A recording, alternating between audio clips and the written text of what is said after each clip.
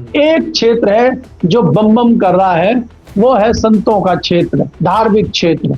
तो क्या हमारे पूर्व उपराष्ट्रपति धनखड़ जी इस क्षेत्र में एंट्री लेने वाले हैं? और ये भी बात है कि ये जिस क्षेत्र में एंट्री लेते हैं, जैसे इन्होंने राजनीतिक क्षेत्र में एंट्री ली थी, वहां बड़े बड़े झंडे बुलंद इन्होंने किए हैं। तो क्या ये संत समाज के क्षेत्र में घुस के कोई बड़ा झंडा गाड़ने जा रहे हैं? नमस्कार दोस्तों, कैसे हैं आप लोग। उम्मीद है आप सभी अच्छे होंगे।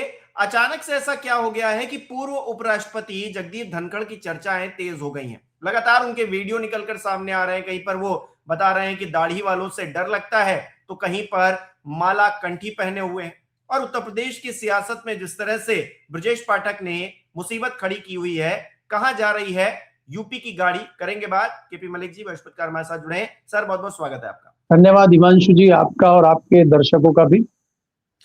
सर, धनखड़ साहब जो पूर्व उपराष्ट्रपति रहे हैं देश के, वो नए नए अंदाज में नजर आ रहे हैं। उनका एक वीडियो आया जिसमें वो कह रहे हैं कि दाढ़ी वालों से डर लग रहा है। फिर वो एक वीडियो निकलकर सामने आया जिसमें वो कह रहे हैं बीमारी की वजह से मैंने पद नहीं छोड़ा है, अपने स्वास्थ्य पर मैं ज्यादा ध्यान देता हूं। अब जो है वो माला कंठी पहने हुए, रुद्राक्ष पहने हुए वो दिख रहे हैं, दर्शन करने के लिए जा रहे हैं मंदिर मंदिर। तो आखिरकार मतलब चल क्या रहा है? धनखड़ साहब अचानक से कहां से प्रकट हो गए हैं? उनकी चर्चा इतनी सोशल मीडिया पर क्यों हो रही है? आपने भी अभी एक ट्वीट किया है, बताइए जरा क्या है मामला। देखिए हिमांशु जी, अगर आप जगदीप धनखड़ जी की बात करें, जगदीप धनखड़ जी जाट समाज के क्रांतिकारी नेता हैं और ये समय समय पे इस तरह के झटके देते रहते हैं। एक झटका इन्होंने तब दिया था जब ये सबको पीछे छोड़ के वेस्ट बंगाल के गवर्नर बने थे, क्योंकि इनको गवर्नर बनने का जो इनाम मिला था वो दिल्ली में जाटों को आरक्षण के मामले में इन्होंने बहुत क्रांतिकारी कदम उठाया था। और लोगों का मानना यह है, किसान समाज का, जाट समाज का मानना यह है कि इनके रहते ही वो जाटों को जो आरक्षण कांग्रेस की सरकार में मिला था और उसको कोर्ट ने खारिज कर दिया था, और भारत सरकार की तरफ से दिलवाने का वायदा हुआ था। मोदी जी ने, अमित शाह ने कहा था अगर हमारी सरकार बनती है तो हम जाटों को आरक्षण देंगे, और उसकी पैरवी करने वाले लोगों में ये मुख्य आदमी थे। और इन्होंने वो पैरवी करी और वो ऐसी पैरवी करी कि वो आरक्षण नहीं मिला। और यहाँ चर्चा हमारे समाज में ये रहती है कि उसका इनाम इनको मिला और ये वेस्ट बंगाल चले गए। उसके बाद फिर इनको दिल्ली लाया गया उपराष्ट्रपति बना के, लेकिन ये शांति से बैठने वाले तो है नहीं। तो जब ये दिल्ली में आए और शांति से नहीं बैठ पाए और इन्होंने सिर में दर्द भारतीय जनता पार्टी के लोगों के ही कर दिया, तो इनका इलाज निकाला गया। और वो इलाज भारतीय जनता पार्टी में किस प्रकार से निकलता है उससे आप भी वाकिफ हैं। तो इस्तीफा जो आया, अब ये राष्ट्रपति भवन गए कि नहीं गए उसी बात पर सवाल है। ये रात को 9:30 बजे कब राष्ट्रपति सर अंधेरे में मिलके आ गए? तो आज तक ऐसे कभी नहीं हुआ कि कोई भी राष्ट्रपति के साथ मिलने के लिए जाए, उसकी फोटो ना खींचे, उसकी पूर्व सूचना ना हो, वो रिकॉर्ड में ना हो। लोगों ने आरटीआई लगा लगा के पूछा, इनका कोई रिकॉर्ड वहां नहीं मिल रहा है। तो ये इस्तीफा कैसे गया? अपने आप चल के आ गया। और कोई भी जब इतने बड़े पद का व्यक्ति इस्तीफा राष्ट्रपति को देता है, वो बाकायदा रिकॉर्ड में आता है, बाकायदा उसका फोटो खींचा जाता है, बहुत सारी चीजें होती हैं। और अब ये हो रहा है कि डिजिटल साइन किए गए थे। खैर, वो इस्तीफा इनका हुआ और ये जो है अंधेर नगरी में चले गए। अब ये प्रकट हुए हैं, 2 दिनों से ये बहुत चर्चा में है। पहले इन्होंने कहा हो कि मुझे भाई कोई, ये राजस्थान में गए चूरू में, जो इनका गृह क्षेत्र है, और वहां पुराने दोस्त इनके इनसे मिलने आए, तो उसमें कुछ लोगों की दाढ़ी थी। तो दाढ़ी देख के ये बोले, हो दाढ़ी वालों से मुझे डर लगता है और मेरा ओएसडी भी दाढ़ी से मुझे हमेशा डराता रहता है। तो ये किसकी दाढ़ी है जिससे इनको डर लगता है? कौन है वो? एक तो ये सवाल है। दूसरा, जो इनका वीडियो आया उसमें इन्होंने कहा, खूब कहा, कोई ऐसा नहीं कि एक बाइट इन्होंने दी, इन्होंने कहा कि मैंने बीमारी के चलते इस्तीफा नहीं दिया, मैं तो फिट हूं, मैं तो फिट हूं, मैंने तो, ऐसी कोई बात नहीं है। तो अगर ये बात नहीं थी तो क्यों इस्तीफा दिया था वो भी बता देते, वो नहीं बता रहे। तो अभी ये किस्तों में बता रहे हैं चीजों को, एक साथ पूरी बात ये नहीं बता रहे। आज नया वीडियो आया है, ये सन्यासी के वेश में दिखाई दे रहे हैं और ये मंदिरों के चक्कर काट रहे हैं। तो क्या कोई ऐसी इनकी अगली रणनीति है? क्योंकि देखिए आज जो देश में आप देखेंगे सन्यासी और संत, ये सबसे बढ़िया क्षेत्र आज की डेट में लग रहा है। क्योंकि किसी भी क्षेत्र में आप जाइए, मीडिया के क्षेत्र में जाइए, पत्रकारों के क्षेत्र में जाइए, व्यापारिक क्षेत्र में जाइए, किसी किसी क्षेत्र में आप चले जाइए, सबकी हालत खराब है। एक क्षेत्र है जो बम बम कर रहा है, वो है संतों का क्षेत्र, धार्मिक क्षेत्र। तो क्या हमारे पूर्व उपराष्ट्रपति धनखड़ जी इस क्षेत्र में एंट्री लेने वाले हैं? और ये भी बात है कि ये जिस क्षेत्र में एंट्री लेते हैं, जैसे इन्होंने राजनीतिक क्षेत्र में एंट्री ली थी, वहां बड़े बड़े झंडे बुलंद इन्होंने किए हैं। तो क्या ये संत समाज के क्षेत्र में घुस के कोई बड़ा झंडा गाड़ने जा रहे हैं, कोई कहीं मठाधीश बनने जा रहे हैं, या कोई बड़े संत बनने जा रहे हैं? इस तरह के सवाल समाज में तैर रहे हैं। ये तो बात हमारे उपराष्ट्रपति जी की हो गई। अब ये यहाँ जो इनके ऊपर सवाल मौजूद है और लोग सवाल पूछ रहे हैं, विपक्ष जानना चाहता है, जाट समाज, किसान समाज जानना चाहता है। आपको ये याद होगा इन्होंने संसद में कहा था कि मैं किसान पुत्र हूं, मैं जाट हूं, इसलिए मुझे तंग किया जा रहा है। इनको तंग तब नहीं किया जा रहा था जब दिल्ली के चारों तरफ किसान जो है 13 महीने सर्दी गर्मी धूप में बैठे रहे थे, 750 किसान मारे गए थे, तब इनको किसानों की याद नहीं आई। जब जाटों के ऊपर लाठी चार्ज हो रहा था हरियाणा में 2016 में, और अगर लगभग 60-70 लोग मारे गए थे, तब इनको जाटों की याद नहीं आई। अब इनको जाट याद आ रहे हैं। तो कहने का मतलब ये है कि ये सियासी आदमी है और ये कहां भी कभी भी कोई भी सियासत कर सकते हैं। हम क्यों ना माने कि अभी भी ये कुछ सियासत कर रहे हैं, अभी भी ये कोई पैंतरेबाजी कर रहे हैं। तो इसलिए समाज कम से कम इनके ढकोसलों में नहीं आ रहा है, ये मैं इनके विषय में निश्चित तौर पर कह सकता हूं। जी बिल्कुल। अच्छा, आपने संतों का जिक्र कर ही दिया। अब क्योंकि पूर्व उपराष्ट्रपति जो है कंठी माला पहने हुए हैं, तो जो कुछ लोग सनातन से जुड़े हुए हैं, शंकराचार्य के साथ में थे, जो व्यवहार उनके साथ में हुआ, उसको लेकर डिप्टी सीएम बड़ा गुस्से में, बड़ा नाराजगी में नजर आए। उन्होंने बटुक ब्राह्मणों को बुलाकर मतलब खाना भी खिलाया और जो है फूल भी बरसाए। अब मैं देख रहा हूं कि वहीं डिप्टी सीएम साहब लोनी के जो विधायक हैं, जो योगी आदित्यनाथ के कट्टर एक तरह से कहिए विरोधी हैं उनकी पार्टी में, उनके साथ में होली मिलन समारोह में शामिल हो रहे हैं, उनकी बड़ी तारीफें कर रहे हैं। अब वहीं लोनी के विधायक कहते हैं कि गाजियाबाद में 50,000 गाय कटती हैं, इसको रोकना चाहिए। यही बात शंकराचार्य भी कहते हैं कि गौ माता को राष्ट्रमाता घोषित कीजिए और ये जो गाय कट रही है इसको बंद कीजिए। और ब्रजेश पाठक जी उन्हीं लोगों के जाकर साथ में खड़े हो गए। तो क्या केशव प्रसाद मौर्य से 2 कदम आगे निकल गए हैं क्या ब्रजेश पाठक, आज के परिप्रेक्ष्य में देखें तो? देखिए हिमांशु, आपको ये समझना होगा कि लखनऊ और दिल्ली का रास्ता गाजियाबाद से होकर जाता है, और गाजियाबाद के बीच में फिर जब आप आगे जाते हैं वहां कानपुर आता है, जहां से ब्रजेश पाठक आते हैं। और ब्रजेश पाठक और केशव प्रसाद मौर्य ये दिल्ली के 2 क्रांतिकारी लोग हैं, जो उत्तर प्रदेश में योगी जी की नाक में दम करने का कार्य जिनको खुलेआम मिला है, और समय समय पे ये करते भी हैं, और समय समय पे इनको दिल्ली से डोज मिलती रहती है। लेकिन हमें जो चर्चा आ रही है अंदर से वो ये है कि उसमें थोड़े पिछड़ गए हैं केशव प्रसाद मौर्य। केशव प्रसाद मौर्य उस लेवल पे मोर्चा नहीं ले रहे हैं जिस लेवल पे ब्रजेश पाठक चले गए। ब्रजेश पाठक ने आपको देखा कि बटुक ब्राह्मणों को अपने घर पे बुलाया, दावत पे बुलाया, उनके पैर पखारे, और वो भी एक हिसाब से शंकराचार्य जी के प्रति बड़ा सम्मान जता रहे हैं। वो उन लोगों से मिल रहे हैं जो बाबा के विरोधी हैं, बाबा के घोर विरोधी हैं, लोनी के एमएलए। और वो लगातार कहते रहे हैं कि इस क्षेत्र में गाय कट रही है, दिल्ली का तटीय क्षेत्र है, दिल्ली का बॉर्डर है, इसमें मुस्लिम आबादी अधिक है, और ज्यादातर यही जो है पशु कटान का धंधा यहाँ पे होता है। तो उनकी मांग तो वाजिब है। अब उसमें कितनी गाय कटती है नहीं कटती है, क्योंकि हम जैसे व्यक्ति, हम जैसे छोटे पत्रकार मान के बैठे हैं कि भारतीय जनता पार्टी के राज में कहीं कोई गाय भारत में नहीं कट रही है। क्योंकि भाजपा की सरकार इसीलिए तो आई है कि गाय नहीं कटेगी, गौ माता की पूजा होगी, गौशालाएं खुलेंगी। अब उत्तर प्रदेश में गौशाला खुलने के चक्कर में किसान त्राहिमाम है। वहां पे जो एक नील गाय है उसके भी मजे आ रहे हैं। किसान भले ही तबाह होता रहे और जो सांड घूम रहे हैं गली में भले ही लोगों को मारते रहे, लेकिन हम लोग ये कह रहे हैं कि भारतीय जनता पार्टी की सरकार है और बम बम चल रहा है देश में, उत्तर प्रदेश में कोई गाय कहीं नहीं कटने लगी। लेकिन लोनी के विधायक कह रहे हैं, तो लोनी के विधायक कह रहे हैं, किसके इशारे पे कह रहे हैं? बाबा ने तो उनको कहा नहीं। अगर वो ये कहेंगे कि गाय कट रही है तो निशाना किस पे है? बाबा पे। और निशाना किसके इशारे पे हो रहा है? दिल्ली के।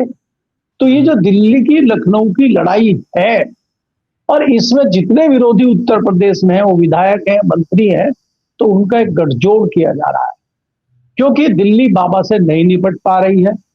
अब बाबा को ये किया गया है कि अगर इनसे वैसे नहीं निपट पा रहे हैं, ये जिस चीज को अपना हथियार बनाए हुए हैं कि ये संत हैं, कट्टर हिंदूवादी हैं, कट्टरवादी हिंदुत्ववादी की इनकी छवि बन गई है, अब इनकी छवि को धूमिल कर दो। क्योंकि देखिए गुजराती लॉबी जो है वो व्यक्ति को उसी के तरीके से निपटाती है। जो रिश्वत लेता हो उसको रिश्वत दो, जो ईडी से मानता हो उसको ईडी से निपटाओ, जहां इनकम टैक्स के छापे मारने उसको उस तरीके से निपटाओ, किसी को संजय जोशी के तरीके से निपटाओ, किसी को बाबा के तरीके से निपटाओ। तो उनके पास हथियार सब है। तो इसलिए अब जब ये हो गया कि बाबा कहीं निपट नहीं रहे, बाबा कहीं फंस नहीं रहे हैं, तो ये नया हथियार इजाद किया गया है कि जिससे बाबा की हिंदुत्ववादी छवि को धूमिल किया जाए और उसकी हिंदुत्ववादी छवि को ही खत्म कर दिया जाए, ताकि वो किसी काम के ना रहे। अब ये कोई भी अगर नहीं, मंच मैं खत्म कर दूं, मैं ये कहना चाह रहा हूं, अगर कोई व्यक्ति आज भी ये कहता है हम जैसे व्यक्ति को कह रहे नहीं ये कोई बात नहीं है, ये नहीं है, आज इस बात में कोई दो राय नहीं है कि दिल्ली और लखनऊ की लड़ाई खुल के आ गई है। गुजरात लॉबी की लड़ाई और योगी आदित्यनाथ की लड़ाई खुल के आ गई है। इसमें अब कोई दो राय नहीं है, सारी चीजें सामने साफ शीशे की तरह दिखाई देती है।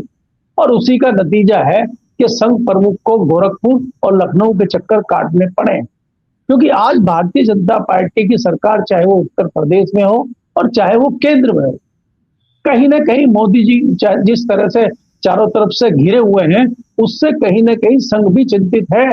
और संघ भी दूसरी लाइन के आदमी को तैयार करना चाहता है कि अगर एक सेनापति युद्ध में घायल हो जाता है तो दूसरा घोड़ा और दूसरा सेनापति हमारे पास सरपट तैयार होना चाहिए। तो क्या दूसरे सेनापति के तौर पे योगी जी को तैयार किया जा रहा है और उसी के तहत ये सारी चीजें हो रही हैं, और गुजरात लॉबी नहीं चाहती कि योगी जी तैयार हों? क्या इसलिए ये सारा षड्यंत्र या रणनीति चल रही है? ये भी हो सकता है जी। अच्छा, योगी जी भी ऊपर वालों से सीख रहे हैं ना, तो ऊपर वाले क्या कर रहे हैं? देखिए, जो बीफ एक्सपोर्ट करने वाली कंपनी है उसने 30 करोड़ रुपए भारतीय जनता पार्टी को दे दिए चंदे के तौर पर। उससे पहले 2 करोड़ दिए थे, तो इस बार 15 गुना ज्यादा पैसा अगर दिया है, तो ये तो कहना मतलब बेईमानी है ना कि हिंदुओं की सरकार, गाय रक्षा और ये सब हो रहा है। इन नौटंकी हो रही खुलेआम आंखों में धूल झोंकी जा रही है। अगर कोई बीफ एक्सपोर्टर कंपनी आपको 30 करोड़ रुपए दे रही है, तो बिना प्रॉफिट के वो 30 करोड़ रुपए तो दे नहीं रही होगी। यानी कि भारत में ये हो रहा है, संभव हो रहा है। आप ये देखिए कि 2012 का अगर आप मोदी जी का भाषण निकालेंगे, मोदी जी उसमें कह रहे हैं कि भारत में गाय कट रही है और प्रधानमंत्री जी को शर्म नहीं आ रही। इनको तो बहुत शर्म आ रही है आज की डेट में। आप ही कह रहे हैं कि 30 करोड़ रुपए लिए इन्होंने। तो मेरा मानना ये है कि भारतीय जनता पार्टी कहती कुछ है, करती कुछ है। आप क्यों भूल रहे हैं कि महाराष्ट्र में अजीत पवार को बताया था कि ये सबसे बड़े भ्रष्टाचारी हैं देश के, बिल्कुल, और इनसे तो हम जेल में चक्की पिसवाएंगे। कितनी चक्की उन्होंने पीसी वो आपके सामने है, क्या क्या हुआ। आप कह रहे थे कि आसाम के जो हेमंत शर्मा है वो बहुत बड़े भ्रष्टाचारी हैं और उनसे हम जेल में चक्की पिसवाएंगे। वो पीस रहे हैं पिछले 5 साल से चक्की आसाम में, आप देख रहे हैं। तो भारतीय जनता पार्टी की सरकार है। यही चीज उत्तर प्रदेश में है। अब आप देखिए मजे की बात कि उत्तर प्रदेश में जिस संत समाज के कंधे पे बैठ के आप आए, जिस आप सनातन धर्म की बात आप कर रहे हैं, आज आपने उस सनातन धर्म को ही बांटने का काम कर दिया है। आज कुछ संत तो है ना शंकराचार्य जी के पीछे, ऐसा तो है नहीं कि शंकराचार्य जी अकेले तलवार लेकर लड़ाई लड़ रहे हैं, तो उनके पीछे भी हैं। तो चाहे कितने किसी की तरफ हो, योगी जी की तरफ भी संत हैं, कौन से संत हैं, कैसे संत हैं, वो भी आपको पता है। लेकिन एक बंटवारा तो आपने कर दिया ना, ये तो भारतीय जनता पार्टी में ही हुआ है, इससे पहले तो कभी हुआ नहीं है। मेरी जानकारी ये है कि इस तरह का कृत्य कभी भी बनारस में जैसा शंकराचार्य जी के साथ चल रहा है, ऐसा कृत्य कभी हुआ नहीं है। पहले हुआ था 2001 में, तब भी भाजपा की सरकार उत्तर प्रदेश में और केंद्र में थी। एक साधु थे, बहुत बड़े संत थे, उनका नाम मुझे अभी याद नहीं आ रहा है, उनके साथ भी ऐसे ही लांछन लगाए गए थे और बाद में पाक साफ निकले और निकलेंगे ये शंकराचार्य भी, इसमें कुछ नहीं निकलेगा। जैसे केजरीवाल निकल गए ना कल, कुछ नहीं निकला। 2 साल आपने उनको दबा के पेला और दिल्ली में सरकार बनाई और दिल्ली में सांसद खींचे और निकल लिया, अब कुछ नहीं है। और वही एजेंसी सीबीआई कह रही है, जिसने चार्जशीट दायर की थी और गिरफ्तारी करी थी, अब वो कुछ सबूत ही नहीं दे पाई। कोर्ट कह रहा है इनके खिलाफ तो कोई सबूत नहीं, जाइए बाइज्जत बरी। अरे भाई, 2 साल तक आपने हमें अरेस्ट किया, हमारी सरकार चोरी हो गई, हमारे सांसद चोरी हो गए, हमारे ऊपर कालिक पुत गई, इसका जिम्मेदार कौन है? तो वो भारतीय जनता पार्टी की जिम्मेदारी नहीं है। तो यहाँ पे आप जो कह रहे हैं कि भारतीय जनता पार्टी गौ माता की बात कर रही है, ये कर रही है, तो कहीं पे निशाना। अब देखिए, योगी जी को अगर सेनापति बनना है तो उनको जो उनकी कट्टरवादी हिंदुत्व की छवि है, उसके साथ साथ उनको विकास पुरुष की छवि, उनके साथ व्यापारिक घरानों की छवि, उनको विदेश रणनीति की छवि, ये भी घड़नी पड़ेगी। अगर ये छवि वो घड़ेंगे तभी वो दिल्ली आ पाएंगे, और नहीं तो फिर दिल्ली का जो रास्ता है लखनऊ से, वो बड़ा पथरीला और बड़ा कटीला है। अब बीच में कांटे बहुत हैं, और बीच में लखनऊ के बाद कानपुर और लौनी और गाजियाबाद और आगरा सब पड़ेंगे। और वो कैसे वहां से पार करेंगे, तो वो तो देखने वाली बात होगी आने वाले समय में। अच्छा, केशव जी की बात ना हो तो जो है चर्चा अधूरी रह जाएगी। आपने उस दिन लिखा एक रोज पहले ही कि केशव प्रसाद मौर्य के कंधे से हाथ हटा लिया गया है दिल्ली का, तो क्या मायने हैं इसके, मतलब क्यों ऐसा लग रहा है सर?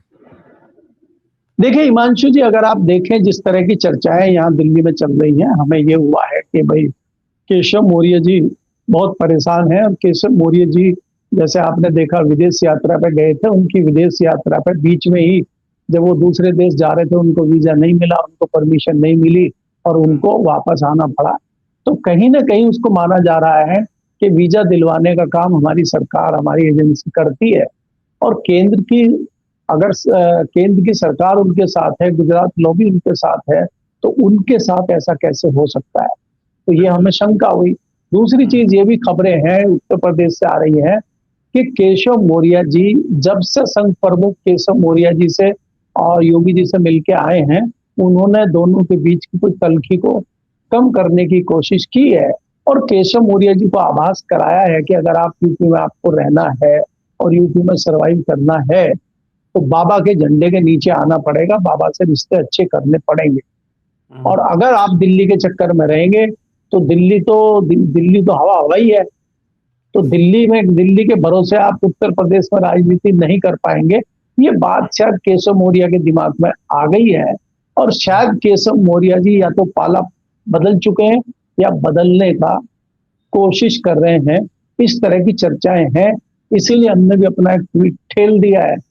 अब उसमें कोई सच्चाई उस तरह की तो है नहीं कि हमारे पास कोई प्रमाण तो है नहीं इस बात के, या कोई इस बात का विश्लेषण तो किया नहीं गया, या उन्होंने कहीं लिख के तो दिया नहीं है, या हमें कोई इंटरव्यू तो दिया नहीं है।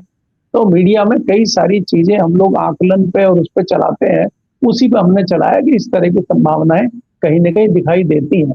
और ये राजनीति ऐसी चीज होती है कि कौन सा नेता कब पाला बदल लेगा, ये आपके सामने। अब आप देखिए, आपके लखनऊ में आज जो ब्राह्मणों का सम्मेलन चल रहा है, क्या आप सोच सकते हैं कि कलराज मिश्रा, दिनेश शर्मा और अजय राय एक ही मंच पे बैठ के एक ही वहां कान में बतिया रहे हों और यारी दोस्ती दिखा रहे हों और बढ़िया चाय और पानी पी रहे हो वहां और चर्चा कर रहे हो? लेकिन राजनीति में सब संभव है। तो इसलिए राजनीति में कब क्या हो जाएगा इसका कोई भरोसा नहीं है। जैसे मैंने आपको एग्जांपल दिया हेमंत शर्मा का, वो कल तक जो है रबड़ी मलाई खा रहे थे कांग्रेस में, और फिर पाला बदल दिया उन्होंने, एक भारतीय जनता पार्टी में अभी बर्फी खा रहे हैं। और कल को वो कांग्रेस में नहीं जाएंगे, इसकी गारंटी अगर आपके पास हो तो बताइए, क्योंकि मेरे पास तो है नहीं। बिल्कुल, बहुत बहुत शुक्रिया सर हमारे साथ बातचीत के लिए, तमाम जानकारी के लिए। हमारे दर्शक किस तरह से देख रहे हैं इन विषयों को कमेंट करके जरूर बताएं। इस वीडियो को लाइक करना, शेयर करना मत भूलिएगा। हमारे चैनल को सब्सक्राइब नहीं किया तो वो भी जरूर कीजिएगा। आप हमें सहयोग भी कर सकते हैं ज्वाइन बटन पर क्लिक करके। बहुत बहुत धन्यवाद।